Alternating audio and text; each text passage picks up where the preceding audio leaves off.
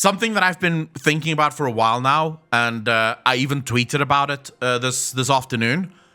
And most of you, if you've been part of the channel for a long time, you will know that this is a thought that I've had for some time. The Eternal Ones. So right now, looking at the Eternal Ones, trying to figure out what it is that puts me off about the Eternal Ones. So I'll start with the premise for this discussion. I do not trust the Eternal Ones, and I haven't trusted the Eternal Ones ever since they were introduced to us. Now, let's get the first thing out of the way. The first sort of maybe why I don't trust the Eternal Ones. It could be because of bad writing, right? So it could be that because of how rushed Shadowlands felt, and maybe I should explain what I mean with rushed. I'm not saying that when the story started, Blizzard were in a rush and they were sort of trying to paint over a bunch of things. I feel as if Shadowlands should not have been the next expansion after BFA. This has been my feeling pretty much since we got into the Shadowlands. It doesn't feel like anything in the Shadowlands was set up enough in a way where I knew what I was getting into before I got into it. Instead, Shadowlands felt like I got dropped into a story where I was trying to figure out why this story should matter to me. At the same time, they're trying to make it very emotional. Like, they're trying to connect me emotionally to the story, but I'm still trying to figure out whether or not I need to be connected to the story in the first place. There was very little setup or exposition for almost any of the Eternal Ones. Zovaal, to this day, has had zero exposition. I feel like after the Shadowlands, they could actually have an expansion now that includes the Eternal Ones, and I would be able to make up my mind about how I feel about the Eternal Ones. Yet I'm still stuck trying to figure out whether or not I should give a shit about any of this, right? I'm told, hey, you should worry, Zovaal wants to destroy the Shadowlands, and I'm still going, really though? Like, don't know if I care about that. How about you explain to me why? Okay, so it could just be due to bad writing. But let's imagine that it's not due to bad writing. So let's imagine that the reason I don't care about the reason I don't trust the Eternal Ones is because of Blizzard's writing. They've decided actively to write the story in such a way that I shouldn't trust them. Why is that? Well, let's start sort of at the top. For pretty much a year now, since we've learned about Zovaal, he's been the only Eternal One that I have trusted, because he's the only Eternal One that said things that I agreed with. As I've already explained, because I didn't know anything about the Shadowlands, I was introduced to this world where we are effectively used as kindling for this endless churn, this machine that just keeps churning and churning. And it felt like we, the mortals, our souls, our anima, is the fuel that keeps this sort of thing pumping. And Zovaal came in and he said, I want to destroy the entire cycle. And I was like, I trust that. Because I also don't like this cycle. I don't like this idea of, upon my death, I will be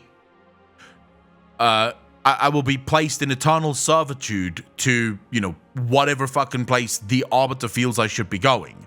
So yeah, let's break the cycle. Of course, we've since learned that no, he has a whole different plan in mind.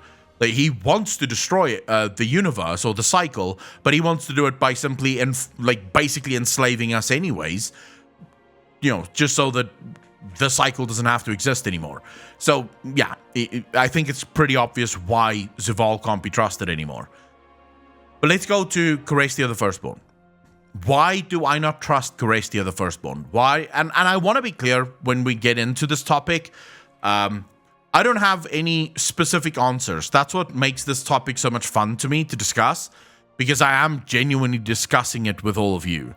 Because maybe you have the answers, because I don't necessarily understand why. I just know I don't. Kyrestia the First One sets up this realm, and if we are to believe what the brokers and the other beings in the Shadowlands say, every single zone in the Shadowlands was created, designed, and functions the way that their Eternal One wanted them to function. So Kyrestia the Firstborn builds this realm where basically all people are enslaved, their memories are stolen from them, right?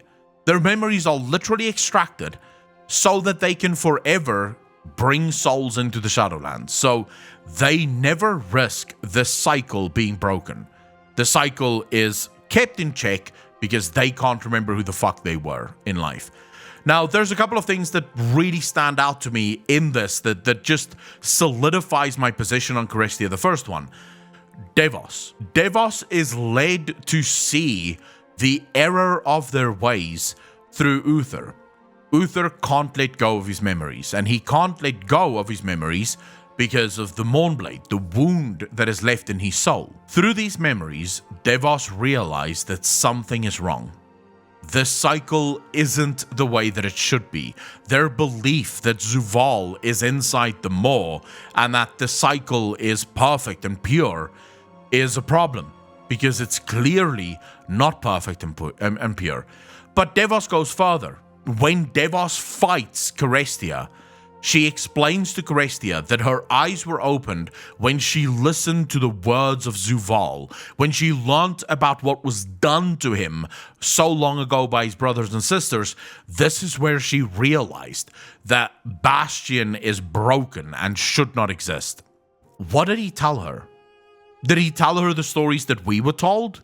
Is that why she saw the flaw in Bastion? Or did he tell her something else? Is what we were told about him being overthrown even true? Is what the Primus tells us about Zovaal even true? The Primus tells us that Zovaal wants to dominate the whole universe and wants to basically destroy all life. Is that even true? If Devos herself, a devoted paragon, right? She wasn't actually a paragon. But if she herself was corrupted by the words of Zovaal, can we trust anything that's being told to us about Zovaal? Could it be that we're all mistaken? That what he wants to do is actually what we're being told, right?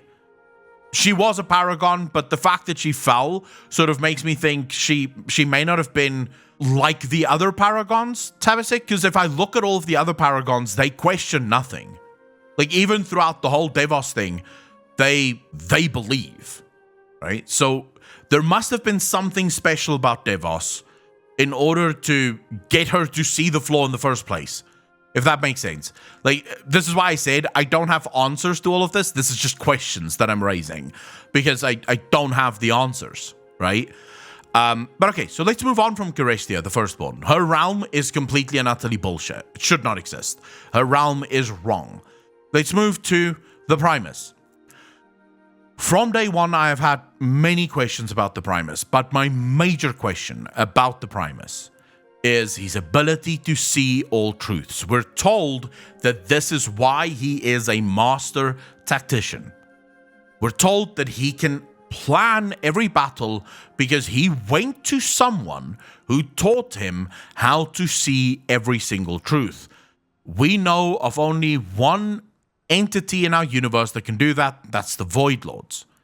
So what you're telling me is that the Primus went to the Void to learn how to be a better, a better tactician. This is where my theory about Zovaal comes in, and that's a video that I'm busy writing at the moment. I'm literally in the process of writing the script as we speak. Just quickly show you guys this. So I'm in the process of writing The Light, Enemy of All. A lot of it is about Zovaal and specifically talking about the light. Now, it seems to me, and I'll give you guys a little bit of insight here. It seems to me that Zovaal is at war with both the light and the void for whatever reason. Now, when it comes to the light, I've explained this before, but I'll just recap quickly.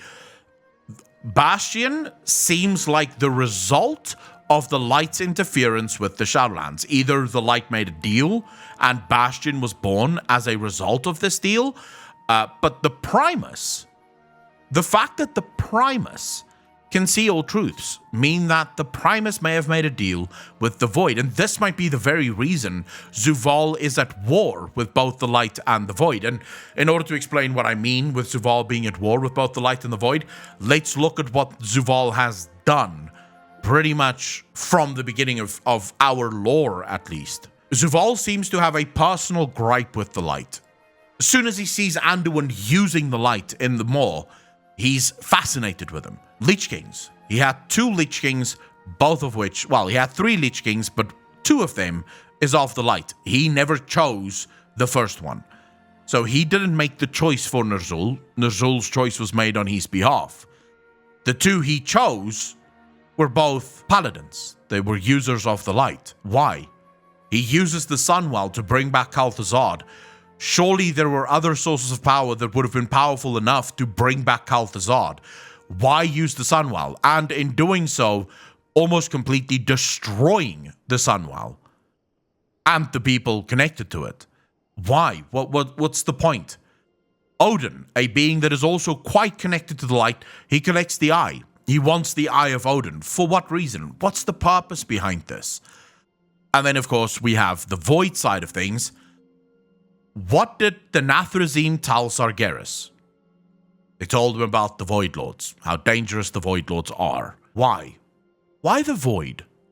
Maybe because Zovaal realized he can't fight a battle on 2 fronts? Maybe because Zovaal knew he can't fight the Light and the Void, it's too big of an enemy.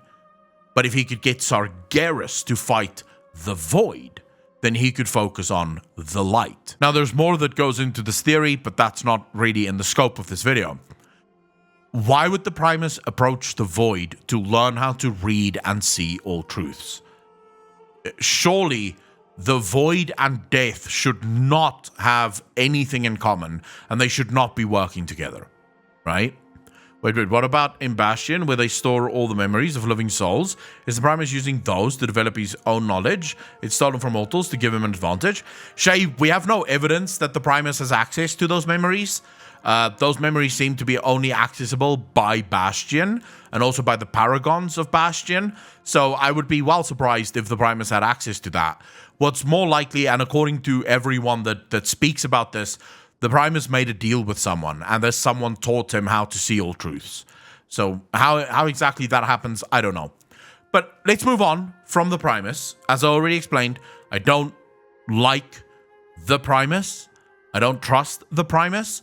But now we get to the one being that I don't trust, and I'm not entirely sure why. Although Xiang did have something interesting to add on Twitter. The Winter Queen. I don't know specifically why I don't trust the Winter Queen.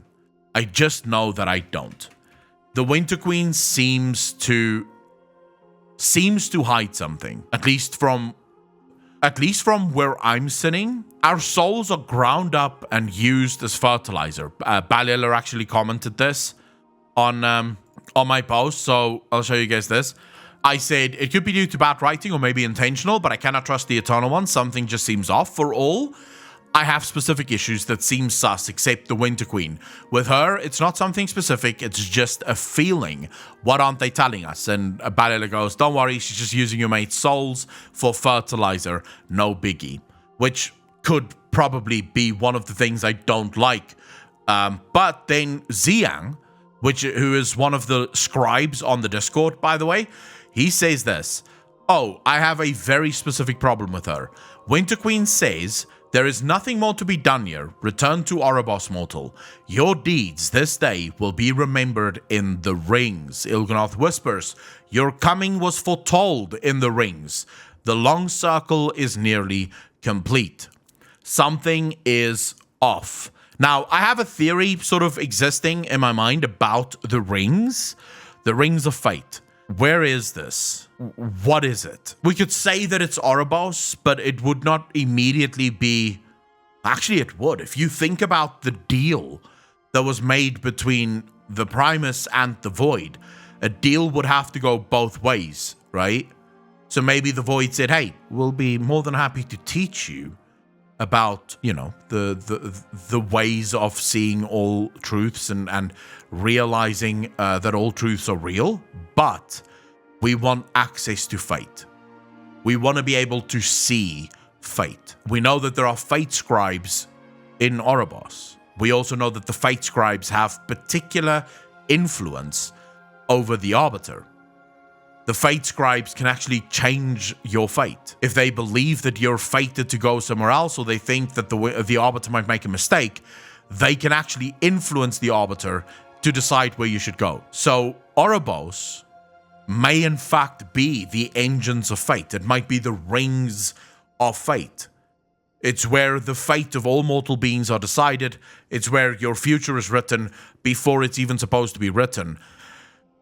I genuinely don't know what it is about the Winter Queen. It could be the fact that she says, your deeds will, this day will be remembered in the rings. And it might be similar to Il'gynoth. That could be one of the things that bothers me about the Winter Queen. But more specifically than that, we're not told everything about the Winter Queen. Marasmius says he was there the day that the Winter Queen ordered Ardenweald. He was there actually before the Winter Queen made things. So according to Marasmius, the mushroom fella, there's no difference. According to Marasmius, there's zero difference. He was there first. The Winter Queen didn't make Ardenweald. He was there before the Winter Queen came there.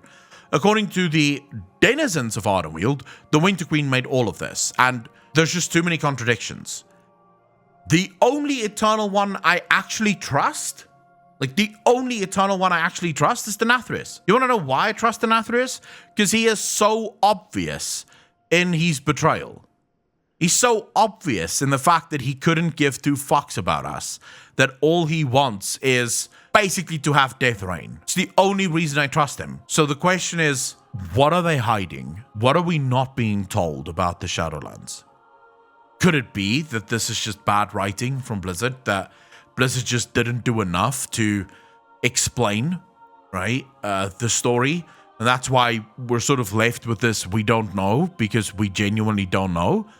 Or is this what Blizzard wanted to write? Did Blizzard decide that this is how they want to write the Eternal Ones? And will we eventually learn that these Eternal Ones are not our friends? Just by the way, you can't trust the Titans either, for all the reasons that we've discussed a million times before.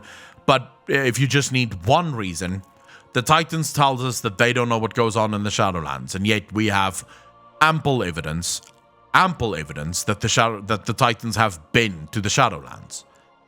And for literally just one piece of evidence of this, Raden and his bow, the bow that looks exactly like the bows of Oribos, of Bastion, does exactly the same thing as the bows of Bastion, changes the anima within Raden. And you're telling me the Titans have never been there? Yeah, right. Let's try this again. Right? So no, everyone is lying to us. No one can be trusted. The question is, what is coming next?